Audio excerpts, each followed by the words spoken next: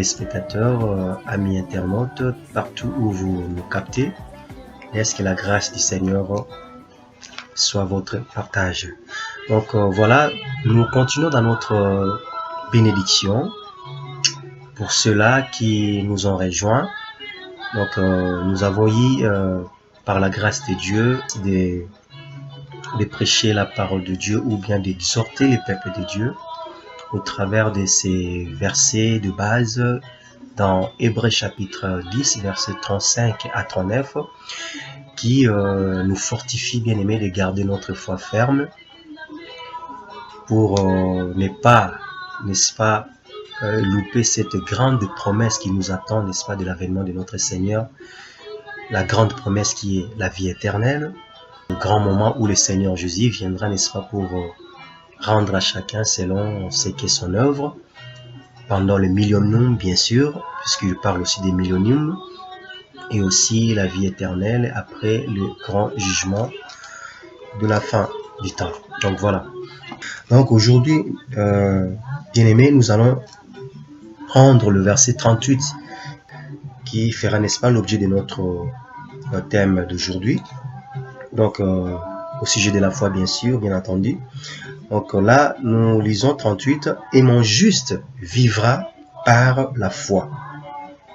Donc là, du coup, nous allons nous accrocher à la foi. Alors, comme nous venons de faire l'averti, bien-aimé dans le Seigneur, donc la foi, bien-aimé, c'est la clé même, c'est la base même du christianisme.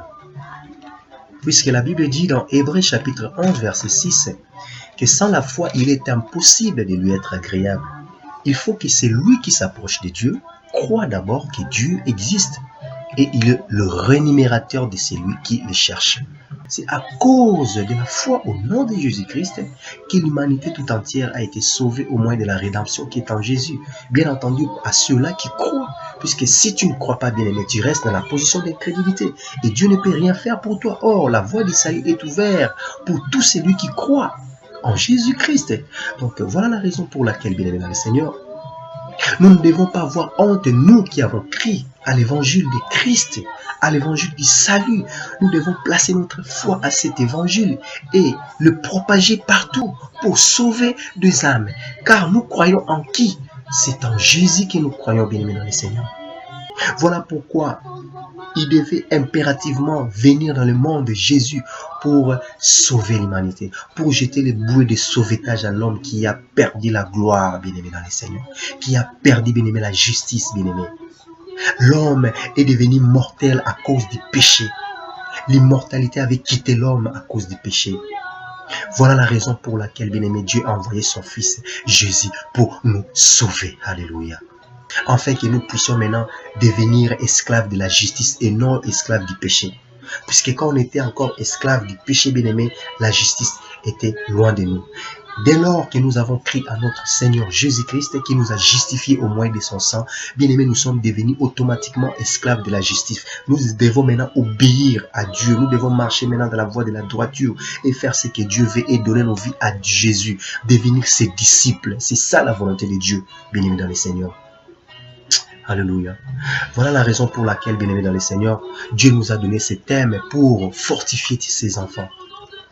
Pour fortifier ses enfants, donner la foi, augmenter la foi à ceux-là, au travers des Écritures, au travers de la parole de Dieu, puisque la Bible dit dans Romains 10, 17, la foi vient de ce qu'on entend, et ce qu'on entend vient de la parole de Dieu, pour donner la foi à ceux-là, bien-aimés, qui se sont reculés, à ceux-là, bien-aimés, qui ont abandonné leur foi à cause des choses de ce monde, à cause des richesses de ce monde qui sont périssables, bien-aimés dans le Seigneur.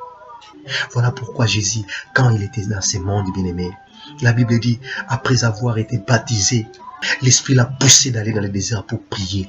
Et là-bas, bien-aimé dans le Seigneur, il a été tenté, si vous lisez dans Matthieu, chapitre 4, bien-aimé. Dans le verset 3, la Bible dit, les tentateurs s'est approché de lui.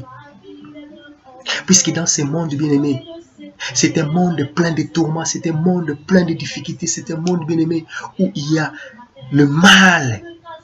Le mal est à son comble, le mal, bien-aimé, a atteint son apogée, où le mal, bien-aimé, a pris la sincère. Donc, sans la foi, bien-aimé, c'est difficile de vaincre, bien-aimé, le mal. Sans la foi, c'est difficile, bien-aimé, de marcher dans la voie de Dieu, de marcher dans la voie de la droiture. Voilà pourquoi nous ne devons jamais, bien-aimé, en aucune fois, bien-aimé, perdre notre foi. Jésus a été tenté, bien-aimé, dans le Seigneur. Christ a été tenté, bien-aimé. Les tentateurs s'est approché de lui. Il n'a pas eu peur de lui parce qu'il était fils de Dieu. Il n'a pas eu peur de lui, bien-aimé. Il lui a dit, si tu es fils de Dieu, prends cette pierre et convertis-les en pain et mange. Qu'est-ce que Jésus lui a dit dans le verset 4? Il dit, l'homme ne vivra pas de pain seulement, mais de toute parole qui sort de la bouche de Dieu. Alléluia. Bien-aimé, l'homme ne vivra pas, bien-aimé, de pain. Oui, la nourriture, c'est très important puisque ça constitue, ça contribue, bien-aimé, au développement de la santé, bien-aimé. Mais la nourriture ne donne jamais la vie à quelqu'un. Bien-aimé, l'homme a toujours eu un vide en lui. Même s'il a des richesses, même s'il a des biens matériels, même s'il a tout, il a toujours un vide. Il cherche toujours à combler un vide. Et bien-aimé, ce vide n'est comblé que par la parole de Dieu. Voilà pourquoi Jésus a répondu à Satan. L'homme ne vit pas de pain seulement, mais de toute parole qui sort de la bouche de Dieu, parce qu'il avait la foi à la parole de Dieu. Pourquoi? Parce qu'il ne pouvait pas, parce qu'il est fils de Dieu, céder aux caprices du malin, écouter la voix du malin, écouter la parole du diable pour, n'est-ce pas, tordre les sens des Écritures, pour, n'est-ce pas, accomplir la parole du diable et laisser la parole de Dieu. Jamais, il ne peut jamais obtempérer aux ordres du diable, il ne pouvait jamais. Et c'est ce que le diable veut, bien aimé. Il veut que nous puissions abandonner la voie de Dieu et obéir à sa voix, lui, comme il a fait ça dans les jardins d'Éden. Il a fait ça chez Ève et Adam. Il les a séduits. Il voulait qu'Adam et Ève écoutent sa voix et non la voix de Dieu. C'est ce qu'il cherche, bien aimé, dans le Seigneur. Voilà pourquoi nous devons rester fermes dans notre foi dans la parole de Dieu. Et c'est pour cette raison, si nous lisons même dans le livre de Luc, chapitre 18, verset 8, Jésus s'étonnait, s'est demandé, quand il sera de retour sur la terre, est-ce qu'il trouvera la foi dans le monde? Parce que la Bible nous dit, dans les derniers jours, beaucoup abandonneront la foi pour s'attacher au rudiment du monde, pour s'attacher aux fables, pour s'attacher aux choses périssables. Bien-aimé, heureux celui qui garde la foi en Jésus. Heureux celui qui garde sa foi ferme. Même Jésus l'avait prophétisé, l'avait prédit dans Matthieu 24, si vous lisez. Ils vont haïr même la voie de la justice, la voie de la vérité, aimant le plaisir plus que Dieu. C'est ce que nous voyons aujourd'hui. Les gens aiment bien les plaisirs plus que Dieu. De Timothée chapitre 3, verset 4. Aimant les plaisirs plus que Dieu. C'est ça. Bien-aimé, sans la foi, il est impossible. Voilà pourquoi, bien-aimé dans le Seigneur, toi qui es malade, toi qui as des problèmes, toi qui cherches à abandonner les péchés, mais tu n'y arrives pas, bien-aimé dans le Seigneur, ne t'en fais pas. J'ai une bonne nouvelle pour toi. Jésus est mort et ressuscité pour ta vie, bien-aimé. Il est vivant. Si tu crois son nom, il va sauver tes péchés. Il va enlever, bien-aimé, le mal qui s'oppose dans ta vie. Il va enlever ces fardeaux, bien-aimé, qui pèsent sur ta vie. Il va enlever, bien-aimé, ces mots-là qui te tourmentent les jours. Il a la puissance et la possibilité de changer, bien-aimé, ta situation. À une seule condition, croire seulement à son nom, à sa parole. Alléluia. Cette femme qui avait tant souffert, bien-aimé, il avait tant souffert, la Bible dit, auprès de beaucoup de médecins. Il a tant souffert. Il avait dépensé tout ce qu'elle avait pour chercher la solution à ses problèmes, pour chercher la solution au sujet de sa maladie, parce qu'elle avait la perte de sang, bien-aimé. La perte de sang qui a duré pendant 12 ans, bien-aimé. Elle a cherché des voies, des solutions, mais elle n'en avait pas trouvé. La Bible dit, lorsqu'elle a entendu parler de Jésus, comme nous dit dans Jean 5, verset 24, alléluia. Celui qui écoute ma parole et qui croit celui qui m'a envoyé à la vie éternelle. Cette femme aussi a écouté, il a entendu parler de Jésus.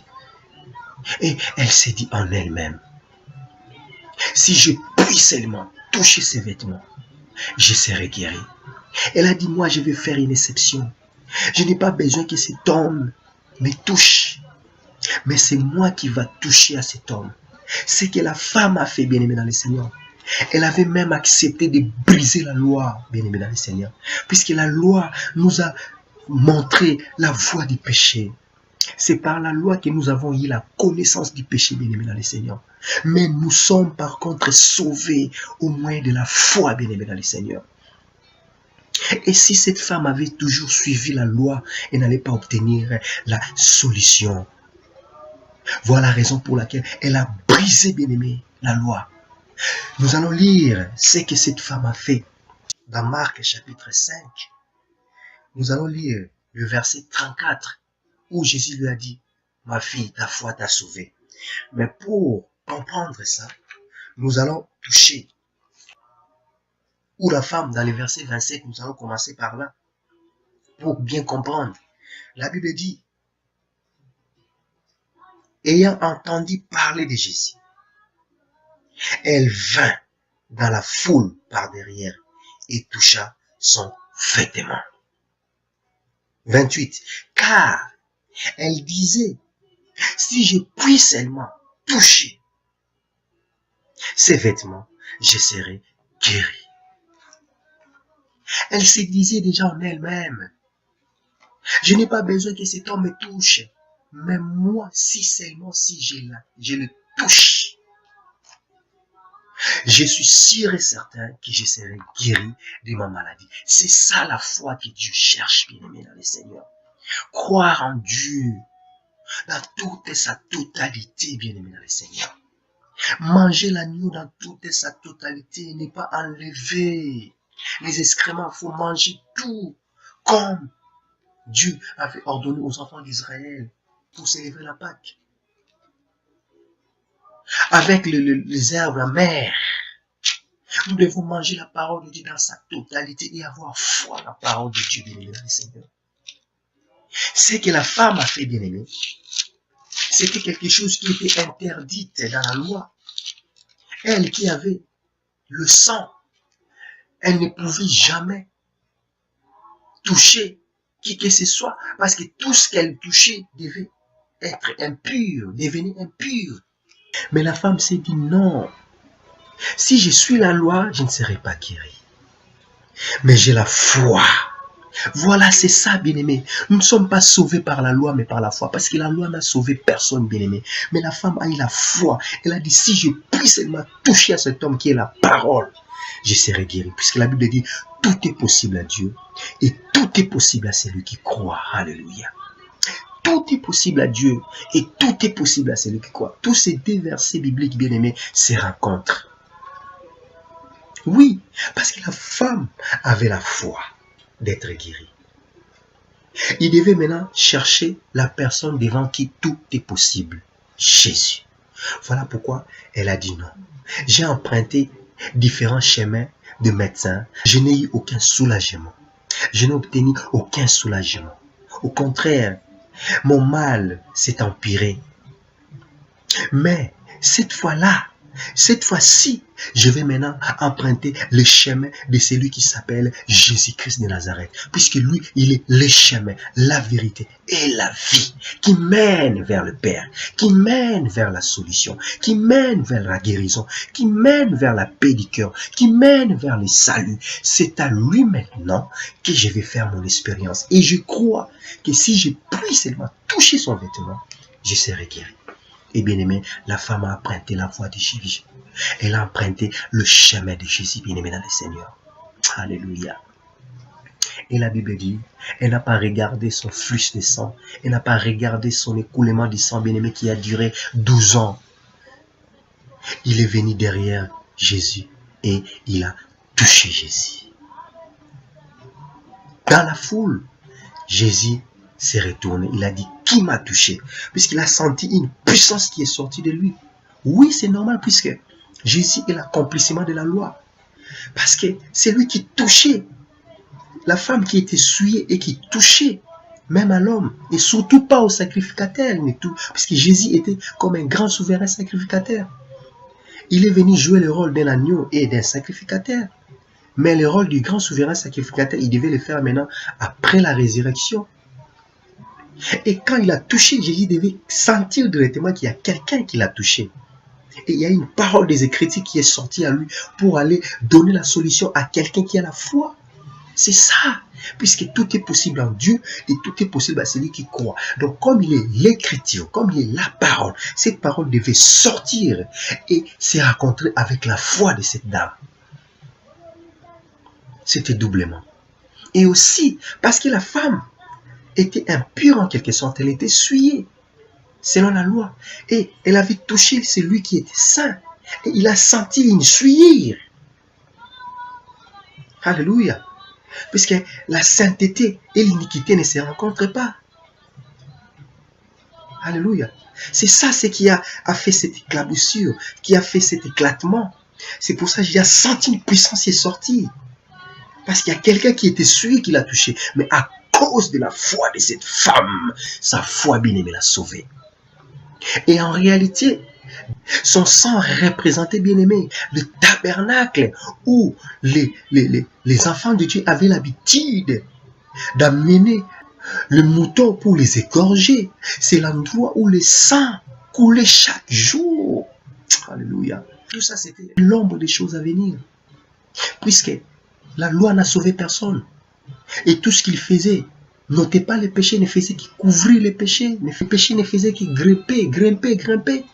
Mais personne n'avait le pouvoir d'ôter. Et en face de l'agneau de Dieu, bien aimé dans le Seigneur, cette femme devait recevoir la solution. Parce qu'il était en face maintenant du vrai agneau de Dieu. L'agneau de Dieu, comme disait Jean-Baptiste. Comme Jésus était l'agneau de Dieu, bien aimé dans le Seigneur, cette femme, son sang devait s'arrêter pour mettre fin à tous les sacrifices que la loi ordonnait aux gens, aux pécheurs, d'offrir. Voilà pourquoi, bien aimé, cette femme devait recevoir la solution parce qu'elle a rencontré l'agneau de Dieu qui ôte le péché du monde. Puisque dans les tabernacles, les sangs ne faisaient que couler. Les sangs ne faisaient que couler. C'est parallèle, c'est similaire avec les sangs de cette femme qui ne s'arrêtait pas. Alors Jésus est venu, n'est-ce pas, pour mettre fin, pour accomplir la loi, pour arrêter cette hémorragie. Et aujourd'hui, nous ne pouvons plus, bien aimés, offrir les agneaux en sacrifice pour nos péchés. Parce que Jésus s'est livré lui-même comme sacrifice agréable devant Dieu. Par la rédemption qui est en lui, nous sommes sauvés, nous sommes justifiés par la foi au moyen de la rédemption. Alléluia. Voilà pourquoi, quand Jésus a senti quelque chose est sorti de lui, il s'est retourné et dit, qui m'a touché? Et tous ceux qui étaient là, ils s'est demandé, mais beaucoup de gens qui sont là, Seigneur Jésus, c'est Pierre qui avait souvent l'habitude de réclamer. Et tu dis, quelqu'un t'a touché, il dit, j'ai senti une puissance est sortie de moi. Et la femme s'est présentée pour dire, c'était elle. Et quand elle a raconté ce qui s'était passé dans sa vie, et là maintenant Jésus lui a dit, ma fille, ta foi t'a sauvée. Ce n'est pas la loi qui t'a sauvé parce que par la loi, tu ne pouvais jamais. Mais à cause de ta foi, tu es sauvé. Quand Jésus guérit une personne bien-aimée, la guérison de Jésus est accompagnée de la paix. Il dit, va en paix. Alléluia. Il dit, ta foi t'a sauvé et va en paix et sois guéri de ton mal. C'est pour cela, nous, enfants de Dieu, nous ne pouvons jamais avoir honte de cette parole. Nous devons proclamer la voix, la parole de Dieu, l'évangile de Jésus-Christ partout. Comme disait Paul dans Romains 16, 17, je n'ai point honte de l'évangile. C'est une puissance de Dieu pour le salut de quiconque croit. Alléluia. Parce que Paul, elle a expérimenté ça. Elle a expérimenté la puissance de la parole de Dieu. Elle a expérimenté la puissance du nom de Jésus-Christ. Puisqu'il avait raconté Jésus. Il avait les témoignages de Jésus qu'il persécutait. Quand il persécutait l'église, lui croyait faire du bien. Oh, c'était Jésus qu'il persécutait, bien-aimé. Mais quand il a raconté cet homme, qu'il a transformé sa vie, bien-aimé, Paul était devenu une nouvelle créature. La vie de Paul était transformée. Et tout ce que Paul faisait, c'était pour la gloire de Dieu. Voilà pourquoi il avait accepté la mission qui lui a été donnée. Pour aller sauver les nations. Pour aller sauver les païens bien-aimés dans le Seigneur. Et il le prêchait avec puissance. Il a dit c'est une puissance de Dieu pour le salut de quiconque croit. L'évangile. Alléluia. Premièrement les Juifs. Puis les Grecs. Pourquoi les Juifs? Car Jean 14 et Jean chapitre 4, la Bible nous dit le salut vient des Juifs. Alléluia. Mais nous sommes justifiés au moyen de la rédemption qui est en Jésus, nous les Grecs, les nations en quelque sorte. Nous avons été sauvés par l'évangile, par la foi en Jésus-Christ. Dans Jean chapitre 1 verset 11, elle est venue parmi les siens, cette parole qui s'est faite chair, parmi les siens, mais les siens ne l'ont point reçue.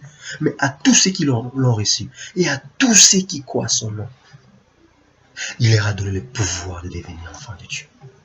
Donc nous sommes devenus enfants de Dieu par la foi au nom de Jésus, par la foi à la parole de Jésus-Christ, qui s'est faite chair, Jésus, le sauveur de l'humanité. Parce que en lui est révélée la justice de Dieu par la foi et pour la foi. Et je crois que Dieu parle à une personne. Peu importe ta situation, ta maladie, que ce soit le cancer, arrivé au dernier stade, crois seulement, bien-aimé. Jésus est capable de donner la vie dans ton corps et dans ton esprit. Même les sida, crois seulement et confesse tes péchés. Crois au Seigneur Jésus, il va pardonner tes péchés et te guérir de cette maladie incurable.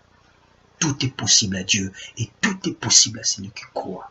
Alléluia. Puisque la maladie, c'est comme un mal qui tue une partie du corps. Mais quand la vie de Jésus pénètre dans ton corps, il donne la vie, même dans cette partie morte. Mets tes deux mains dans la poitrine et nous allons prier. Tu vas simplement me suivre par la prière et Jésus fera le reste. Suis-moi, dis Seigneur Jésus-Christ, j'ai écouté ta parole. Il s'agit bien de moi. C'est à moi que tu t'es adressé. Et j'ai écouté ta parole et j'écris à ta parole. Père, pardonne mes péchés. Aie pitié de moi pour tous les péchés que j'ai commis devant toi. Je renonce à tous les mal. Je renonce à tous les péchés. Je dis non au diable et ses malédictions. Laisse que ton sang de ton Fils, le sang de ton Fils Jésus, purifie ma vie. Et je crois dans mon cœur, Jésus, tu es mort et ressuscité pour ma vie et pour me justifier. Je confesse dans ma bouche, Jésus, tu es mon Seigneur et tu es mon Dieu. Merci Seigneur pour me pardonner. Merci pour écrire mon nom dans le livre des vies de l'agneau. Je le crois de tout mon cœur. Merci Seigneur Jésus pour ton pardon et pour ton salut. Amen. Maintenant, tiens là où tu as mal, bien-aimé, nous allons clôturer par la prière. Si c'est tout le corps, tu mets tes deux mains sur la poitrine. Si c'est une partie, c'est partiel, c'est une partie du corps, touche à l'endroit seulement tu as mal, je vais prier une fois pour toutes. Seigneur Jésus-Christ, j'ai prêché ta parole, Père, et tes enfants ont écouté ta parole. Père, ils ont écouté, ils n'ont pas douté. Laisse que le pardon leur soit accordé et la vie éternelle. Merci Seigneur Jésus-Christ. Même celui qui n'arrivait pas à abandonner le péché, donne-lui le courage de l'abandonner instantanément. Par la puissance de la croix, Père, où tu as versé ton sang, tu as crié, tout est accompli.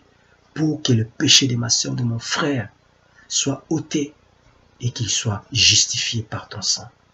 Merci Seigneur Jésus-Christ. Donne-lui le courage de s'élever et de continuer la marche. Père, par la foi, efface le nom de celui-là qui était maudit. Efface son nom dans la liste des maudits et des morts. Écris son nom dans le livre des vies de l'agneau pour hériter la vie éternelle. Merci Seigneur de gloire. Maintenant, je prie pour toutes sortes de maladies. Toute forme de maladie qui tourmente la vie de tes enfants. Même les noms de la maladie déclarés incurables au nom puissant de Jésus. Quitte les corps des enfants de Dieu et va te jeter dans les arides. Père, je proclame la guérison miraculeuse et que la vie entre dans ces corps. Et celle-là qui ne savait pas marcher et celui-là qui ne savait pas marcher s'élève maintenant et laisse son fauteuil roulant. Merci Père de gloire. Sois béni pour la guérison, pour le miracle que tu as accompli dans la vie des enfants, de tes enfants et la solution. Merci Seigneur de gloire. Que ton nom soit glorifié dans tout ce que j'ai prié et ce que je n'ai pas pu prier, Père. Lorsque tout s'efface, selon ta volonté dans la vie de tes enfants, au nom de Christ ressuscité, j'ai ainsi prié. Amen. Dis merci Seigneur Jésus-Christ.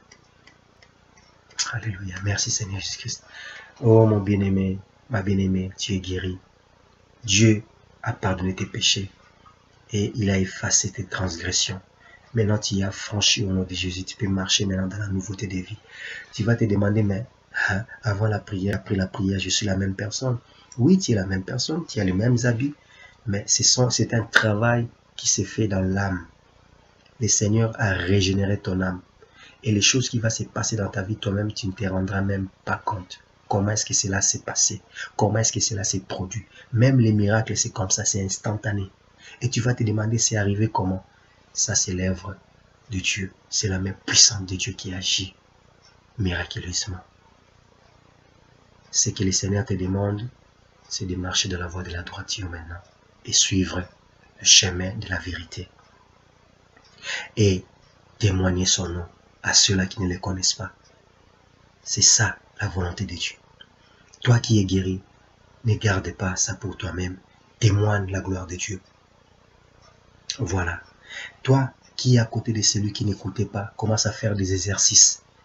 Si c'est un seul oreille, touche cette oreille-là qui écoutait et commence à lui parler dans l'autre là. Même celui qui ne voyait pas fait des exercices, il commence à voir. Celui qui est dans les fauteuils roulants, lève-toi maintenant et commence à marcher. Et toi qui avais les cannes, laisse ton canne là, commence à marcher. Le Seigneur a fait des miracles terribles. Même toi qui avais les cancers, c'est disparu maintenant dans ton corps. Et les opérations miraculeuses s'est effectuées dans la vie des enfants de Dieu. Et vous allez témoigner. Merci Seigneur Jésus-Christ pour ton miracle. Merci peuple de Dieu. Je vous bénis dans le nom du Seigneur. Que la gloire, la louange et l'honneur reviennent à notre Dieu au siècle des siècles. Merci